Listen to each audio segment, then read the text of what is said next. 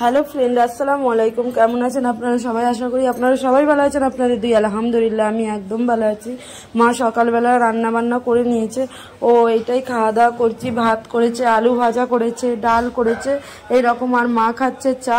তারপরে চাটা খেয়ে নিচে একটু সবজি টবজি কিনতে আসলাম, মাকে নিয়ে আসলাম সাথে। তো কি কি সবজি নেবে বলে, তাই জন্য মাকে বললাম তুমিও আমার সাথে চলো, কোনটা খাবে না খাবে তাই নিয়ে নেবে তুমি। তো মা এখানে দাম করছিল নারকেল। মা যে কটা এনেছে ওই কটার মধ্যে নারকেল অর্ধেকের বেশি খারাপ হয়ে গেছে, তাই জন্য নিচে দিয়েও নারকেল একটা কিনে নিলাম। তো পোলাও ভাত করবে বলে, কেন করবে, কবে করবে না করবে ওগুলো আগে গিয়ে আপনারা সবাই দেখতে পাবেন। আর কত সুন্দর সুন্দর পেয়ারা দেখেন, তরতাজা, কিন্তু আমাদের গাছের পেয়ারা, মা এনেছে গ্রাম থেকে। আপনারা আগে দেখিয়েছি কি দেখায় না, ঠিকঠাক খেয়াল না। আর আমি এই ছোট্ট ব্লগে একটা আমি কথা শেয়ার করতে চাই আপনাদেরকে, আমার পার্সোনাল লাইফ নিয়ে। আপনারা এত টানা পড়েন করবেন না, আপনারা নয়, একটা মেয়ের উদ্দেশ্যে আমি বলছি। তো আপনাদেরকে একটা কথা বলে দিচ্ছি, আমার পার্সোনাল লাইফ কি না কি আমি বুঝে নেব। আপনার যদি একান্ত আমার ব্লগ না ভালো লাগে, আপনি একটু অ্যাভয়েড করে কষ্ট করে চলে যেতে পারেন, কিন্তু উল্টো পাল্টা কমেন্ট করবেন না। এটাই হচ্ছে এবারে আপনার ব্যক্তিগত ব্যাপার, আপনি কি করবেন না করবেন।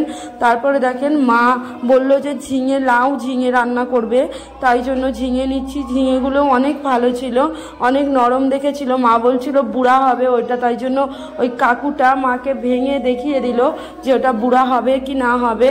তো এই তো নিয়ে নিচ্ছি আমরা অনেক। আর এনার কাছে সবজি অনেক ভালো ভালো সবজি থাকে এনার কাছ থেকেই, তাই জন্য আমি সবজি বেশিরভাগ নিই। আর একদম ঝটপট সবজি এনার হয়ে যায়, তো সবজি মানে কি বলবো বিক্রি হয়ে যায়। তারপরে দেখেন সবজিগুলো নেওয়া হয়ে গেছে, পয়সা দিচ্ছি ওনাকে। সব মিলিয়ে ক টাকা হলো বুঝি, 100 টাকার মতো বুঝি হলো। তো মা নিয়ে নিয়েছে, এই তো মা রয়েছে বলে এখন তো বউ নেওয়া হচ্ছে। তারপরে পয়সাটা দেখুন ফেরত নিয়ে নিলাম। ফেরত নিয়ে নেওয়ার পরে তো তারপরে মা সবজি আরে কাটছে বসে বসে, আর আমি নিয়ে ব্লগ শ্যুট করছিলাম। আর রান্না বান্না এক গাদা আজকে করছি, আগে গিয়ে আপনাদেরকে দেখিয়ে দেবো কি কি রান্না করছি। আর আশেপাশের আপনারা সাউন্ড পাবেন, একটু ইগনোর করবেন, কেননা আপনারা আগে গিয়ে ব্লগে দেখতেই পেয়ে যাবেন যে আজকে অনেকটা আপনাদের ডিস্টার্ব মতো হবে, কিন্তু কি করব বলেন, আগে থেকেই বলে দিচ্ছি সরি। আপনারা আগে গিয়েই দেখতে পাবেন কেন ডিস্টার্বটা হচ্ছে। তো যাই হোক, আপনাদেরকে একটা ইং দিয়ে দিচ্ছি, আমার ঘরে বড় কুটুম এসছে, তাই জন্যই এমন হচ্ছে। যাই হোক, আসতে আমি অনেক খুশি। তারপরে দেখেন মাংস রান্না করে নিচ্ছি কচু দিয়ে। আমার মায়ের হাতের মাংস খেতে আমি ভীষণ ভালোবাসি, কচু মাংস মানে তরকারি। আমি শুধু না, আমার বড়াপা মেজাপা আমরা সব ভাই বোনেরাই পছন্দ করি আমার মায়ের হাতের রান্না, মানে মাংস রান্না। তো এইটাই তো মাকে বললাম তুমি আনাজগুলো একটা একটা করে দাও, আর আমি রান্না করে নিই, কেননা মা আনাজ করে বসে রান্না করতে অনেকটা সময় লেগে যাবে। আর কি বলেন তো, এমনিতেই অনেকটা সময় হয়ে গেছে, তারপরে অনেক রান্না বান্না করার পরে না আর এনার্জি হয় না আমার যে একটু আমি মানে কথা ব্লগিং শ্যুট করব। তাই জন্য এখন ছোট ছোট ব্লগ দিচ্ছি। যারা যারা বলছেন বড় বড় ব্লগ দিতে, তো হ্যাঁ দেব, কিন্তু কি বলেন তো সময় হয়ে উঠছে না। মনে হচ্ছে যত পারি মায়ের সঙ্গে গল্প করি, আরও একজন আসছে আমার বাড়িতে, তার সঙ্গে আমি গল্প করি। তো তারপরে দেখেন আমি এইদিকে মাংসটা কুকারে চাপিয়ে দিয়েছি, আর এইদিকে কড়াইটা গরম করতে চাপিয়ে দিয়েছি। তেল দিয়ে দিলাম কড়াইতে, কেননা আমি কচু রান্না করলে কচুটা ভেজে রান্না করি, তবে আমার কাছে অনেক স্বাদ লাগে। আমার মায়েরই এইরকম সেম পদ্ধতির রান্না, তো আমি আমার মায়ের মতন করে রান্না করি। অনেকটা দূরত্ব মেনটেন করছি, কেননা একটুও না এসে তো আমার গায়ে তেল ছিটকায়, এটাই। তো আমাকে অনেক মানুষ খেসাও করেছে, অনেক না আরও একজন আমাকে খেসা করে অনেক কথা শুনিয়েছে। তো দেখেন আমি একটা কথা বলতে চাই, আমি অত মানে হাইফাই শিক্ষিত না যে আমি প্রপার ইংলিশগুলো পারফেক্টলি বলতে পারবো। যতটা বলি ততটা মন থেকে বলি। আপনাদেরকে একটাই কথা বলি, যেই কথাগুলো বলি আমি আমার মন থেকে কথা বলি, আর সেইটাই অনেক মানুষের পছন্দ হয়, অনেক মানুষের নাও পছন্দ হতে পারে। তবে হ্যাঁ, মানুষকে অত ছোট করা ঠিক না। তো যাই পরেই হোক, আপনারা আমার ভিউয়ার্স, আমি জানি আপনাদেরকে আমি চিনি, কিন্তু আপনাদেরকে আমি মোটেও পরিচয় দেবো না। আপনাদেরকে আমি কিন্তু অন্য সব ভিউয়ার্সদের মতনই দেখছি চোখে। তো যাই পারেই হোক, আপনারাও আমাকে অপমান করছেন, আমি যখন সময় হবে আল্লাহর রহমতে তখন যোগ্য জবাব না হয় দিয়ে দেবো। যাক, বাদ দিচ্ছি। তারপরে দেখেন রান্নাটা আরামসে বসিয়ে দিয়ে মায়ের সঙ্গে আরামসে গল্প করেই যাচ্ছি। তো যত পারছি মনের গল্প, মনের দুঃখের সুখের সব গল্প মায়ের সঙ্গে করছি। আর যেগুলো না করা সেগুলো চেপে নিজের মনের ভেতরে রেখে দিচ্ছি, নিজের মনের ভেতরে রেখে দেওয়া ভালো। তো মায়ের দিকে ক্যামেরাটা ঘুরাচ্ছিলাম, ঘুরিয়ে দেখানোর চেষ্টা করছিলাম কতটা গল্প করছি না করছি। তারপরে দেখেন কন্টেনার ভরে মাংস, ওইগুলো ফ্রিজে রেখে দিচ্ছি। তারপরে বর কয়েকদিন ধরে বলছে ফ্রিজটা নোংরা হচ্ছে, আমিও দেখে মনে হচ্ছে যে ফ্রিজটা অনেকটা নোংরা হচ্ছে।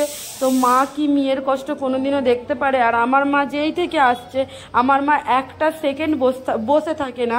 আর আরেকটা কথা বলি, মা মানুষের দুটো হয়, একটা জন্ম দেওয়া আর একটা স্বামীর ঘরে গিয়ে স্বামীর মাটাও মা হয়।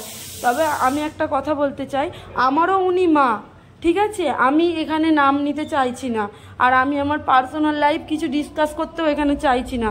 যারা আমার পার্সোনাল লাইফ নিয়ে এমন টানাপোড়েন করছো তাদের খুব ভালো লাগছে, তাই না বলো? তো যাই হোক, টানাপোড়েন করো, আমার অনেক কথা বলার আছে কিন্তু বলতে পারছি না, মুখ বাঁধা, জানেন তো। তারপরে দেখেন কত কিছু রান্না করেছি। এই যে এটা তারুই মাছের ঝাল দিয়েছি।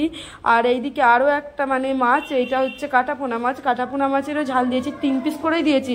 কাটাপোনা মাছটা 3 পিস দিয়েছিলাম, 1 পিস বরকে দিয়েছে মা। তারপর এইদিকে আমরা ডাল, এইদিকে হচ্ছে পটল ভাজা, এইদিকে হচ্ছে উচ্ছে আলুর তরকারি, মাছের ডিম দিয়ে এটা করেছি। তো এইগুলো। তারপরে এইদিকে গোসের মাংস কচু করেছি, আর ডালটা তো দেখালাম। আর ওইদিকে ঝিঙের আরও একটা তরকারি করেছি। তারপরে সন্ধ্যাবেলা দেখেন গতকাল রাত্রে মা আমাকে পিঠে বানিয়ে দিয়েছিল, না আমাকে না, আমার বরকে, আমার মা খাবে বলে সবাই ওই খাবো বলে, তাই জন্য পিঠেগুলো বার করেছি। আর আমার মা তো সুগার ফ্রি বিড়ি খায়, ট্যাবলেট যেটা হয় না সুগার ফ্রি, চায়ে দিয়ে ওটা তো খাই, মা ওটাই খাচ্ছে। তো যাই হোক, আমি আর আমার মা খাওয়া দাওয়া করছি দুজনে একসঙ্গে বসে। তো আর কি করা যাবে বলেন? তো আমি একটা কথাই বলতে চাই, যে আসবে আমার ঘরে আসতে পারো। আমি কুটুম অনেক ভালোবাসি, বান্ধবীদেরকে, কুটুমদেরকে। জাসমিনা যখন আমার বাড়িতে আসছিল আমি কতটা খুশি হয়েছিলাম বলেন। এখন থেকে না মনে অনেক কষ্ট পাচ্ছি, আমার মা চলে যাবে। 1 সপ্তাহের জন্য তো আসছে, আব্বুর কষ্ট হচ্ছে, অনেক তাড়াতাড়ি চলে যাবে। আর আমার তো ঘর থেকে একা গেলে হবে না, আমার মায়ের আরও একটা মেয়ে আছে যে কলকাতায় তার বাড়ি, আর আমি তো থাকি ভাড়ার বাড়িতে। আর ওর বাড়িতে ঘুরে তারপরেই মা যাবে। তারপরে দেখেন ওই মেজাপা আসবে বলে ওর জন্য অনেকটা পিঠে বানাচ্ছে। তারপরে আমি একটু প্যাক লাগিয়েছিলাম মুখে, মা বলে তুই আরাম কর, বস থাক, আমি কাজগুলো সব করছি। ওই মা কাজগুলো করছে। আমার মায়ের আর আমার ব্লগগুলো কেমন লাগছে অবশ্যই